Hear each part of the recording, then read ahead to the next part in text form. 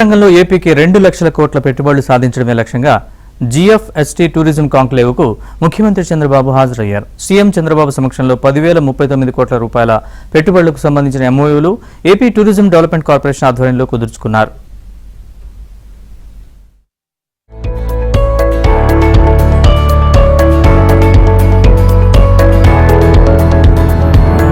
విజయవాడలో ఏర్పాటు చేసిన జీఎఫ్ఎస్టీ టూరిజం కాంక్లేవ్ లో ఆంధ్రప్రదేశ్ ముఖ్యమంత్రి చంద్రబాబు హాజరయ్యారు. టూరిజం కాంక్లేవ్ లో భాగంగా నడిచే హోటల్ రూములుగా తీర్చిదిద్దిన క్యారవాన్లను యోగా గురు బాబా రామ్దేవ్ తో కలిసి సీఎం చంద్రబాబు ప్రారంభించారు. ఈ క్రమంలో సీఎం చంద్రబాబు ఆసక్తికర వ్యాఖ్యలు చేశారు.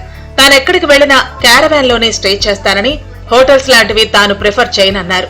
హైజెనిక్ ముఖ్యమని, అలాగే ఇందులో అన్ని వస్తువులు ఉంటాయన్నారు CM Chandrababu. Smaller one? One family, sir. One family, 3 seats. Sir, this is cheaper, sir. This is about 80 rupees per kilometer. 80. So, yes. Now they will improve further. Yes.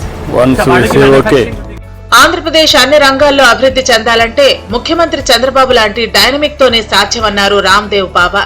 AP hotels లో అందరికీ organic immunity food అందించడానికి తాము సిద్ధంగా ఉన్నామని రామ్దేవ్ అన్నారు. AP tourism శాఖ ద్వారా నిర్వహించే కార్యక్రమాలకు యోగా, ఆయుర్వేద, నేచురోపతి సర్వీసులు ఫ్రీగా తాము అందిస్తామని హామీ ఇచ్చారు. With all these things we will lose jobs. Now how to create jobs? Only the way tourism is only the sector where we can create excellent jobs. If you see here 1 lakh if you invest around 8 jobs we can create.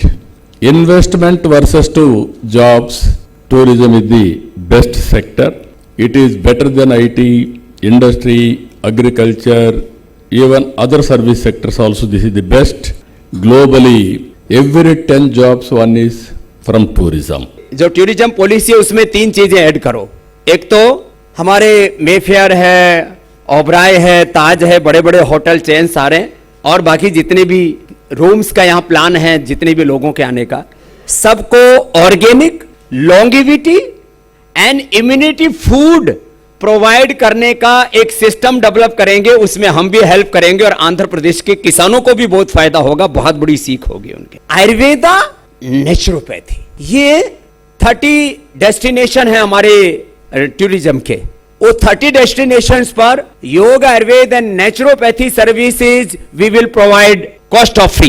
Andhra Pradesh ఎంతో అందమైన ప్రాంతమని, అయితే ఇక్కడి tourism మరింత ముందుకు పోవాల్సిన అవసరం ఉందన్నారు రామ్దేవ్ బాబా. AP tourism ను ప్రపంచం మొత్తానికి పరిచయం చేస్తానన్నారు. ఇదే విషయాన్ని గుజరాత్, మహారాష్ట్రలతో పాటు హిందీ మాట్లాడే రాష్ట్రాల్లోని వారికి చెబుతామన్నారు.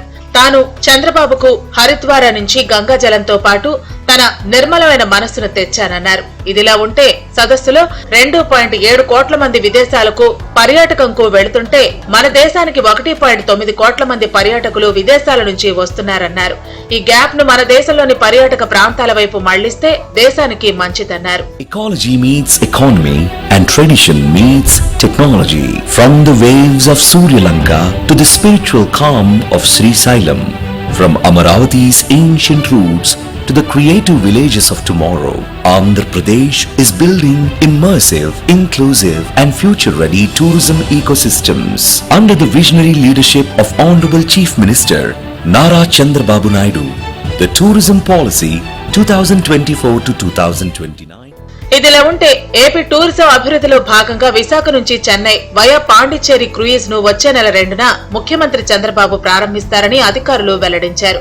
ఏపీ టూరిజంలో పెట్టుబడులు పెట్టడానికి ఇప్పుడు సేఫ్ అన్న చంద్రబాబు మీ పెట్టుబడికి తాను గ్యారంటీ అన్నారు. సమావేశం అనంతరం సీఎం, మంత్రి కలిసి tourism brochure, strategy paper, coffee table book, tourism events క్యాలెండర్లను విడుదల చేశారు.